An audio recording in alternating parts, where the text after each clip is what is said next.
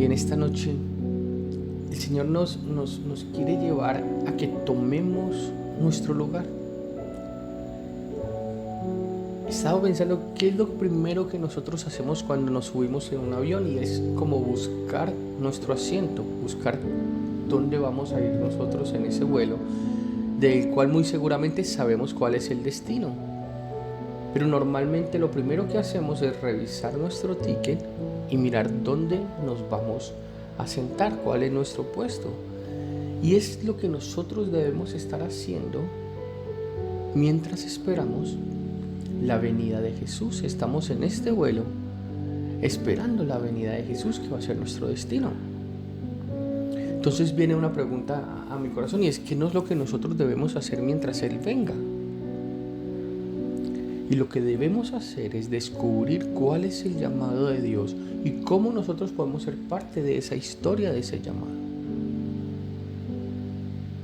El Señor espera encontrarse con una iglesia que ha perseverado hasta el final, una iglesia que ha creído en el Evangelio completo, que ha seguido siendo esa iglesia gloriosa, esa iglesia que ha colaborado con la gran comisión y que ha permanecido en adoración y en intercesión. Y cuando a ti te hablen de la iglesia, te están hablando es de ti mismo. La iglesia no es el edificio donde nos reunimos los domingos. La iglesia no son esas 4 paredes. La iglesia somos nosotros, sus hijos, su pueblo. Nosotros somos los que estamos llamados a perseverar hasta el final, a creer en ese evangelio hasta el final, a prepararnos hasta la venida de Jesús.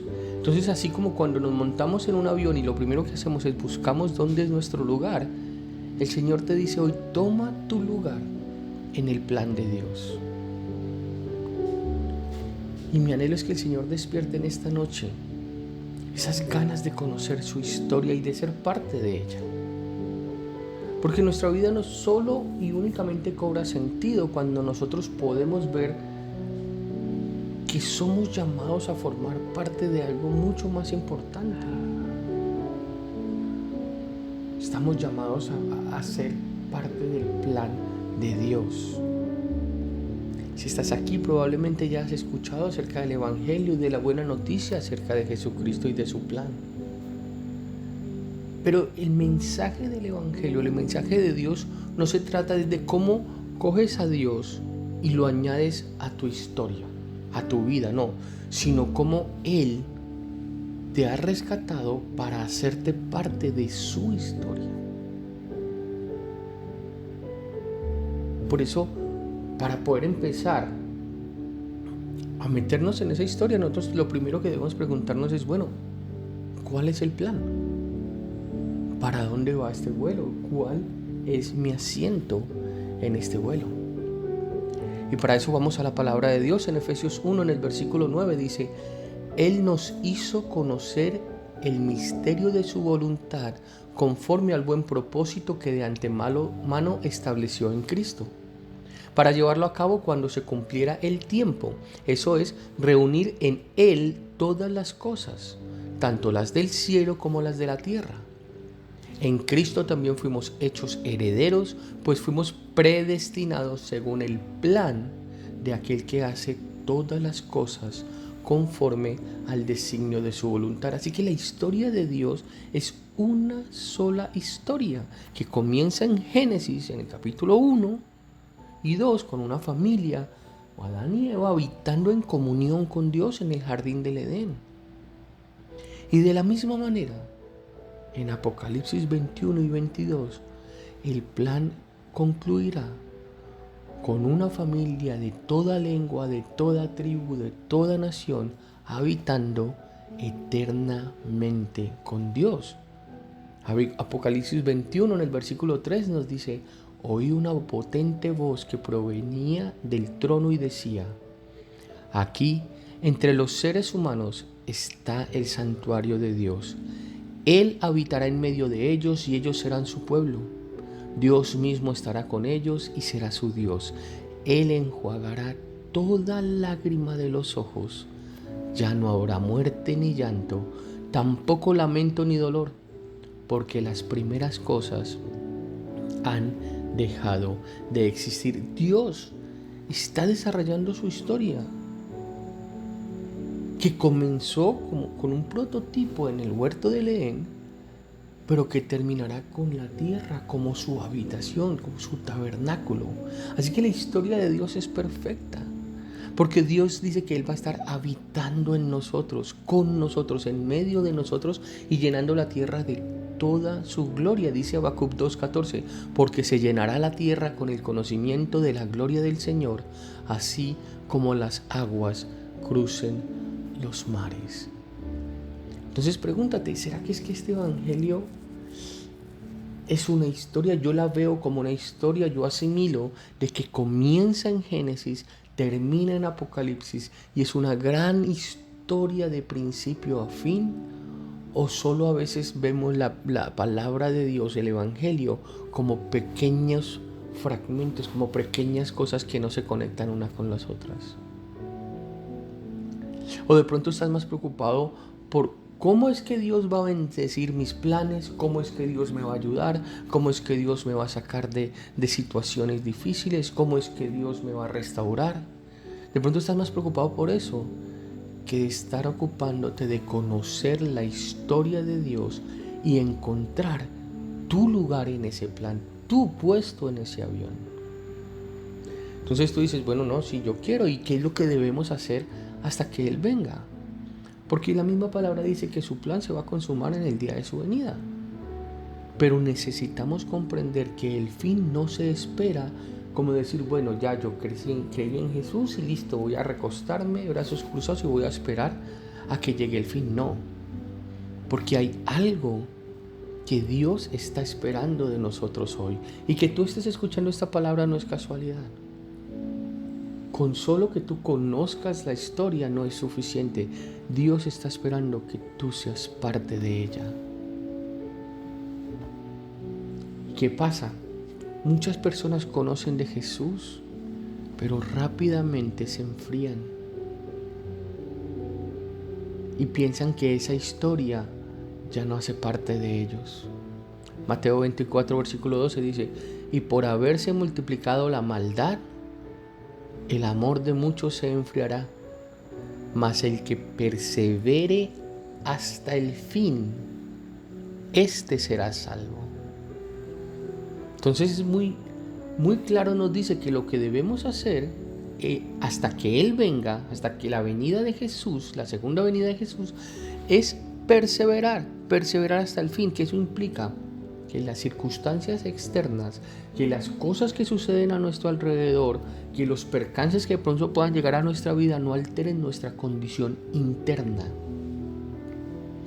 No es soportar a duras penas, no, implica avanzar con fe en medio de la tormenta, en medio de ese problema, en medio de esa situación difícil, en medio de esa crisis en tu matrimonio, en tus finanzas. Hay que avanzar con fe, sabiendo que incluso allí Cristo está siendo formado dentro de nosotros. Sin embargo, para poder lograr mantenernos firmes hasta ese final, nosotros debemos saber que tenemos que perseverar.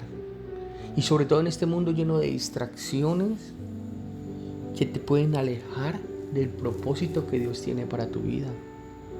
Tenemos que perseverar como lo hacían los apóstoles. Hechos 2:42. Se mantenían firmes en la enseñanza de los apóstoles, en la comunión, en el partimiento del pan y en la oración.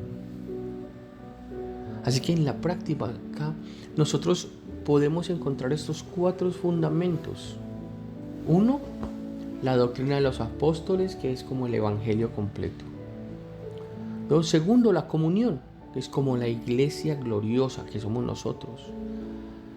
El partimiento del pan, que es como la gran comisión, y las oraciones, que es lo que viene siendo como la adoración e intercesión que el Señor pedía o que espera de nosotros. Y estos 4 fundamentos de nosotros como iglesia son como las 4 patas de una mesa. Si alguna de ellas está débil o está ausente, la mesa se cae o se tambalea. No va a poder soportar ningún peso. Si a nosotros nos falta alguna de esas 4 patas y nos llega algún peso, se va a caer. Por eso, para que nosotros podamos recibir las gloriosas promesas que Dios tiene para su iglesia, Dios va a comenzar transformando tu vida con el poder del Evangelio completo. Porque Él va a hacer que te conviertas en un edificador de su iglesia gloriosa, para que así puedas ser enviado a la misión y así puedas vivir una vida profética que corresponde a oración e intercesión. Eso de hablarle a las demás personas de Cristo no es algo que a veces que te dan ganas, que solo es porque, a mí me dieron ganas de hablarle de Jesús a esta persona. No, ese es el plan de Dios, que tú te conviertas en un edificador de esta iglesia. Apocalipsis 14:12 dice: en esto consiste la perseverancia de los creyentes, los cuales obedecen los mandamientos de Dios y se mantienen fieles a Jesús. Entonces nos hablan de un evangelio completo, en donde ese evangelio nos dice que las buenas nuevas, ese evangelio, la buena noticia, está completamente centrada en Jesucristo. Ese es el mensaje del evangelio. Pablo nos enseñó en sus cartas muchísimo acerca de Jesús. Y en Romanos 1, comenzando esta carta a los romanos, dice: Pablo, siervo de Cristo, llamado a ser apóstol, apartado para el evangelio de Dios, que Él había prometido antes por sus profetas en las Santas Escrituras, acerca de su Hijo, nuestro Señor Jesucristo, que era del linaje de David, según la carne. Él nos enseña que el mensaje del evangelio es sobre Jesús. Aquí no se habla de nadie más, sino de Jesús. Y lo explicamos cómo Él lo hizo, y lo que Él está haciendo y lo que Él va a hacer. ¿Qué fue lo que Jesús hizo? Dios escogió a su creación como el lugar de habitación para un solo propósito. O sea, Dios hizo la creación con el propósito de que tengamos comunión. Sin embargo, ya todos sabemos lo que pasó en el huerto del Edén. El hombre y la mujer escogieron vivir su propia historia, independiente de Dios, desobedeciendo a Dios. Ellos pecaron. Pero Cristo en la cruz eliminó esa separación entre nosotros y Dios. Y todo aquel que cree es restaurado y vuelto a ser parte de la historia de Dios. Por eso en Romanos 3, en el versículo 23, dice que debemos creer en lo que Él hizo para poder nosotros romper esa separación, eliminar esa separación. Por cuanto todos pecaron y están destituidos de la gloria de Dios, siendo justificados gratuitamente por su gracia, mediante la rendición que es en Cristo Jesús. Entonces Él ya lo hizo. ¿Y qué es lo que está haciendo? Bueno, el propósito es la comunicación. Que nosotros tengamos esa comunión, y la salvación es el plan final de Jesús. La salvación proviene de Dios y atraviesa nuestro pasado, nuestro presente, nuestro futuro mediante la justificación, que es esa santificación y glorificación. Romanos 6:22 nos dice: mas ahora habéis sido libertados del pecado y hechos siervos de Dios. Tenéis por vuestro fruto la santificación y como fin la vida eterna. Nosotros somos colaboradores de su historia. ¿Y cómo vas a poder colaborar con esa historia de Dios? Bueno, mediante la predicación del evangelio, mediante llevar esta palabra a aquel que lo necesita, y la manifestación de su reino en nosotros y a través de nosotros. Nosotros tenemos que participar en lo que Él está haciendo. Igual tenemos que creer en lo que va a hacer. De ahí es nuestra fe. Porque si el evangelio es una buena noticia del pasado y del presente, también lo es respecto al futuro. Porque el fin bíblico no está centrado en catástrofes, ni es una historia de terror, no. Es la historia de Dios llegando a su consumación. El regreso de Cristo no es como que es un contenido, es la parte 2 del mensaje de Jesús. No, es parte del evangelio y nosotros somos llamados a amar su venida. Muchas veces nosotros leemos hasta Jesús resucitó, fue al cielo, desde ahí a juzgar a los vivos y muertos, y llegamos hasta ahí. y no terminamos el Evangelio. Y eso es parte. La venida de Jesús es parte del Evangelio. Es lo que Él va a hacer por nosotros. Segunda de Timoteo 4, en el versículo 6 dice: porque yo ya estoy para ser sacrificado y el tiempo de mi partida está cercano. He peleado la buena batalla, he acabado la carrera, he guardado la fe. Por lo demás, me está guardada la corona de la justicia, la cual me dará el Señor, juez justo en aquel día, y no solo a mí, sino también a todos los que aman su venida. La palabra nos enseña de que Jesús va a regresar y va a gobernar toda la tierra. Él está estableciendo su reino aquí y consumando el plan. Y solo quien esté preparado para mantenerse firme en el plan divino no será engañado por los afanes de este mundo. Así que debemos prepararnos para lo que Él va a hacer. Hemos leído en la palabra de Dios que los discípulos de Jesús predicaban constantemente el Evangelio completo. Por eso muchas veces nosotros podemos encontrar como la secuencia, lo que Él hizo, lo que está haciendo y lo que va a hacer en un mismo pasaje bíblico. Tito 2, versículo 11. Porque la gracia de Dios se ha manifestado para salvación a todos los hombres, enseñándonos que renunciando a la impiedad y a los deseos mundanos, vivamos en este siglo sobria, justa y piadosamente, aguardando la esperanza bienaventurada y la manifestación gloriosa de nuestro gran Dios y Salvador, Jesucristo. Ponte a pensar qué tú consideras como el mensaje del Evangelio en tu vida diaria. ¿Realmente tú te pones en el Evangelio en el plan de que es desde el principio hasta el fin? Lo que hizo, lo que está haciendo y lo que va a hacer. De pronto hasta el día de hoy caes en cuenta y dices: uy, yo de pronto he estado creyendo solo en un Evangelio incompleto y no le he puesto mucho cuidado a lo que ya hizo. O de pronto no le estoy poniendo, solo pienso y le pongo cuidado a lo que ya hizo y no lo que está haciendo ahorita. O de pronto no le pongo cuidado a lo que va a hacer. Porque estamos llamados a ser una iglesia gloriosa. Dios va a cumplir su propósito eterno a través de su iglesia, o sea, a través de nosotros. Entonces, esto significa que lo va a hacer mediante la acción de nosotros localmente en grupos. Antes se reunían en las casas. Y si debemos ocupar nuestra posición en el plan de Dios, nosotros tenemos que ser parte de algo. Tenemos que ser parte de una congregación. ¿Has escuchado que eres el cuerpo de Cristo? Primera de Corintios 12, versículo 27. Ahora bien, ustedes son el cuerpo de Cristo y cada uno es miembro de ese cuerpo. Quiero que tengas claro que la iglesia no es el lugar al que vamos los domingos, no. Es una familia a la que perteneces. La iglesia no es lo que sucede en las reuniones. La iglesia es lo que tú vives en ellas.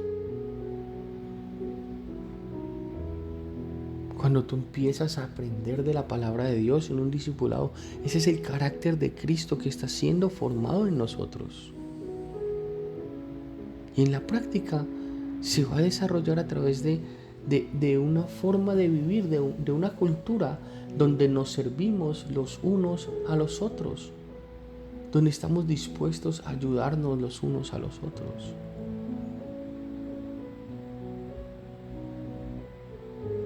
¿Cuántas veces en la palabra de Dios se nos dice que tenemos que estar en comunión los unos con los otros? No es una opción. Está en casi 70 versículos en la Biblia. Marcos 9:50 nos dice que busquemos la paz. Estén en paz los unos con los otros. Juan 13:14, ustedes también deben lavarse los pies los unos a los otros. Hay que servirnos. Hay que amarnos. Primera de Juan 4:12. Si nos amamos los unos a los otros, Dios permanece en nosotros y su amor se perfecciona en nosotros. Hay que considerarnos. Cuando se reúnan para comer, espérense los unos a los otros. Primera de Corintios 11:33.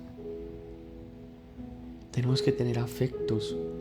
Salúdense unos a otros con un beso de amor fraternal. Primera de Pedro 5:14. Perdónense. Perdonándose unos a otros si alguien tiene queja contra otro, como Cristo los perdonó, así también háganlo ustedes. Eso está en Colosenses 3:13. Tenemos que edificarnos. Dice, confórtense o aliéntense unos a otros con estas palabras. Primera de Tesalonicenses 4:18. Tenemos que a veces hacer un alto y volver a sentarnos en el lugar donde Jesús desarrollaba su vida con sus discípulos, siempre pensando en los unos en los otros. Sí, él predicaba a masas, había momentos que eran miles de personas, pero él discipulaba en las mesas, en reuniones. Por eso es tan necesario recuperar la vida de la iglesia en los hogares. ¿Cómo estás manejando el discipulado en tu hogar? ¿Es tu hogar realmente la casa de Dios? ¿Realmente obedeces la palabra de mi casa y yo serviremos al Señor? ¿Realmente habita el Espíritu Santo en tu casa?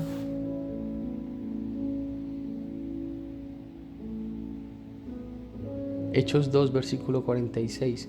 No dejaban de reunirse unánimes en el templo ni un solo día.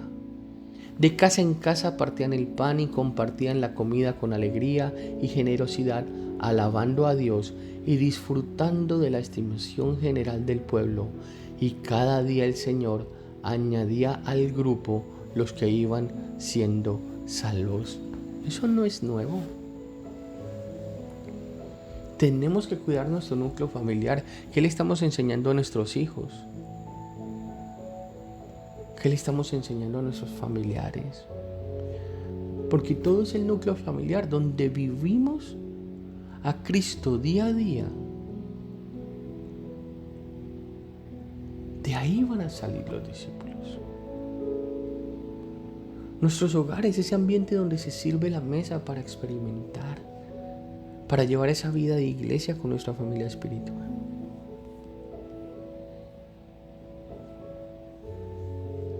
Cuando te dicen que tienes que perseverar, uno dice, uy, eso es aguantar, y no realmente.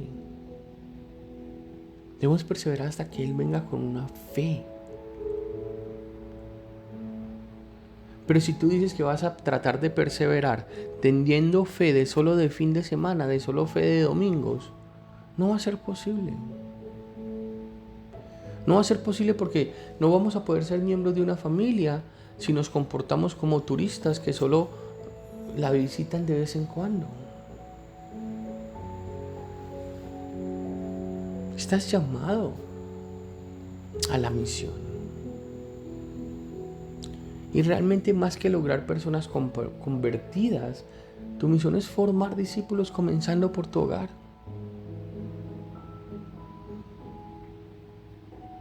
Tú puedes estar lleno de dones y de talentos, pero realmente solo haces avanzar la misión de Dios cuando tú lo utilizas para discipular a otros.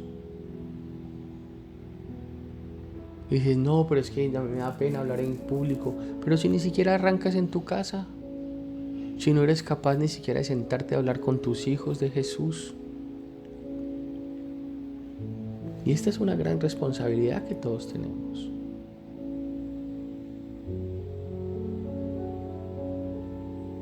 Hermanos, el deseo de mi corazón y mi oración a Dios por los israelitas es que lleguen a ser salvos, dice Romano 10:1. Nosotros tenemos que andar con ese ministerio de la reconciliación, de llevar almas a Cristo, sí, pero formarlas también.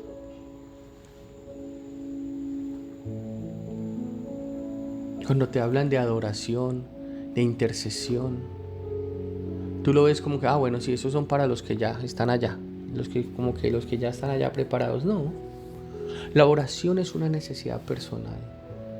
Y es más, es algo que Dios te regala y que Jesús te regala en privado. Porque Jesús ya da por hecho de que tú vas a orar. Porque Él te ha enseñado que eso es lo que va a mantener vivo tu pacto de comunión con Dios, tu oración. Tú no vas a esperar que la amistad con alguien vaya a ser la misma si tú no te comunicas, tú no hablas con Él. Lo que mantiene vivo ese pacto de comunicación con Dios es tu oración. Pero si sabes quién es el que se encarga de limitarla, ¿no? El enemigo no quiere que tú tengas comunión con Dios. Por eso trata de limitar tu oración. Estás llamado a permanecer y si no oras te va a ser mucho más difícil. O sea, la palabra, no hay una casa de Dios donde no hay una cultura de oración. Es muy difícil de que tú llames que tu casa sea una casa de Dios si tú ni siquiera eres capaz de orar por los alimentos con tu familia. De dar gracias a Dios todas las mañanas, de dar gracias a Dios todas las noches. De cuando llega una situación a tu hogar, colocarla en manos de Dios.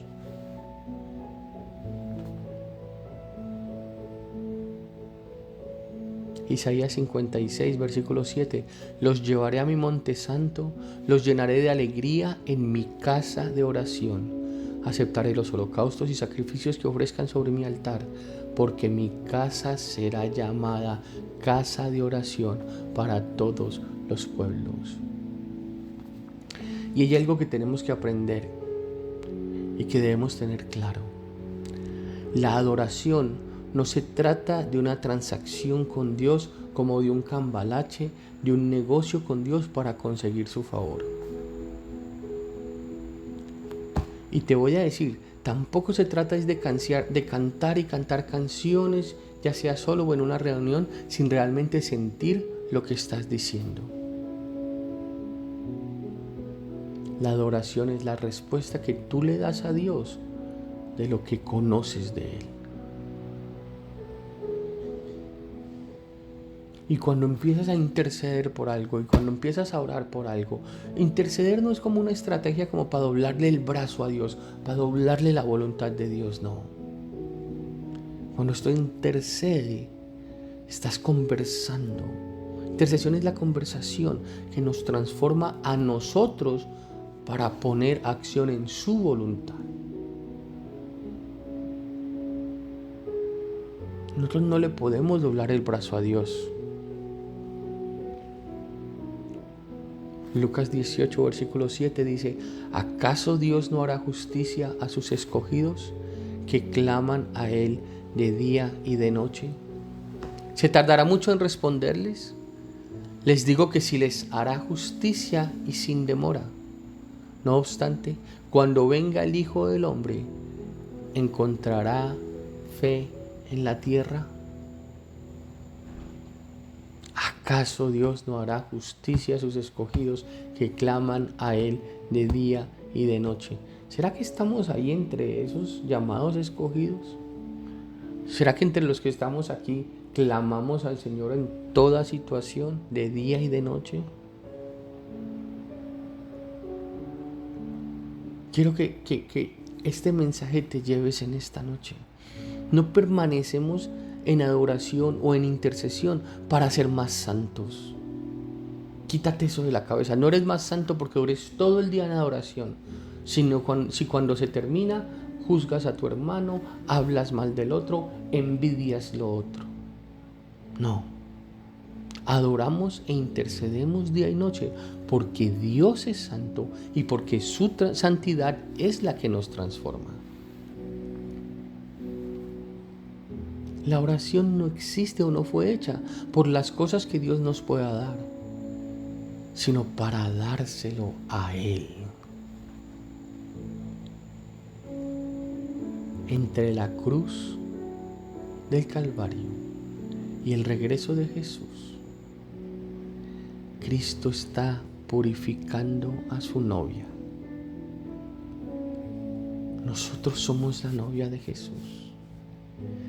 Dice la palabra que está lavándola de todo vestigio de orfandad y de pecado, preparándola para el día de su encuentro con Él. Una iglesia pura y sin mancha comienza en personas que se rinden ante Él para ser transformadas por la sangre del Cordero. Y en ese lugar de interacción con Él, nuestro corazón se vuelve su habitación.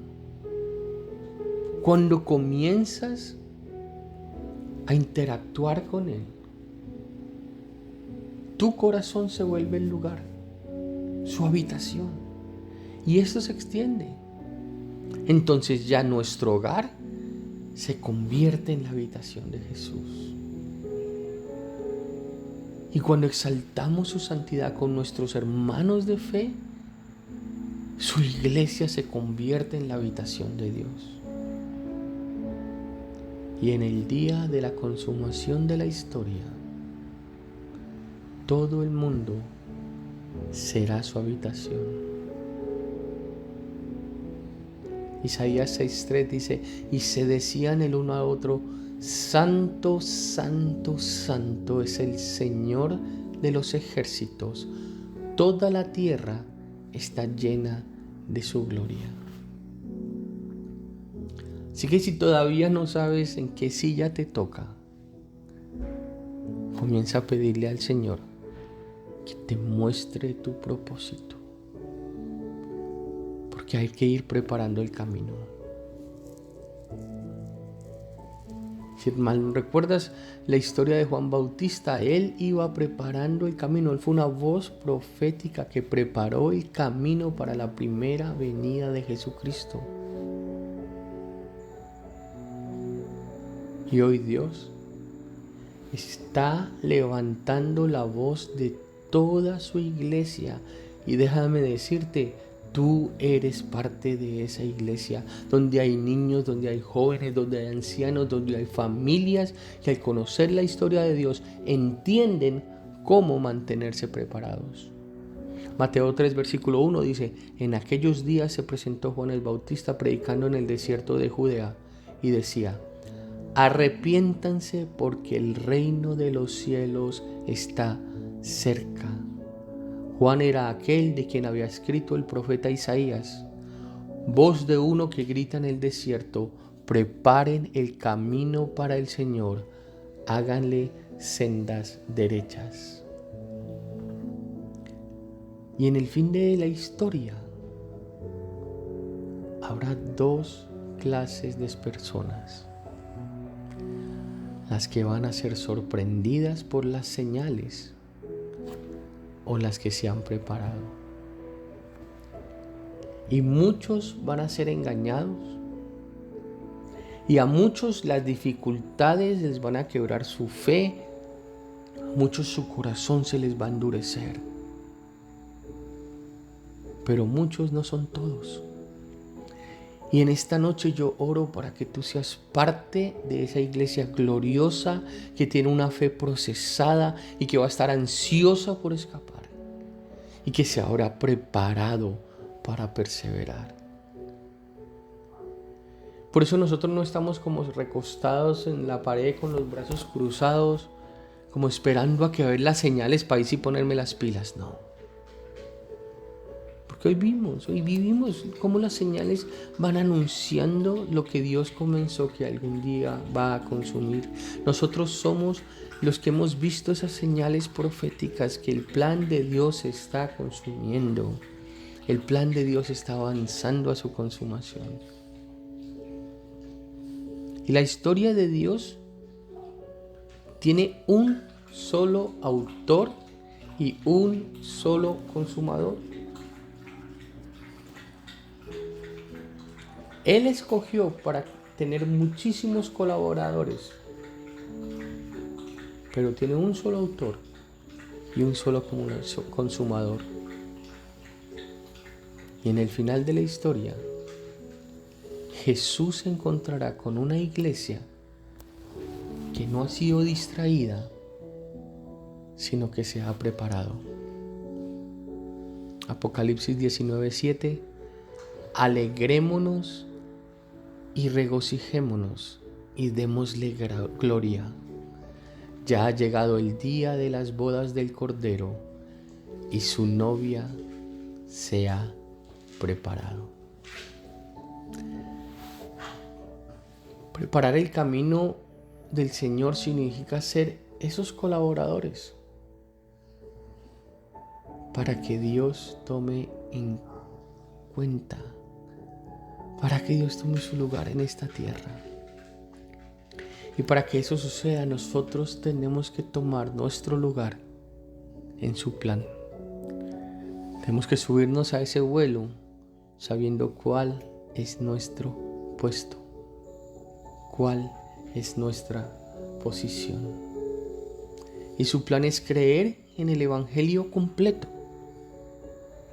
ser parte de su iglesia gloriosa, colaborar con esa gran comisión y permanecer en adoración e intercesión. Que Dios bendiga tu vida, que Dios bendiga tu entrada y tu salida. Declaro que el Espíritu Santo llena tu hogar en este momento.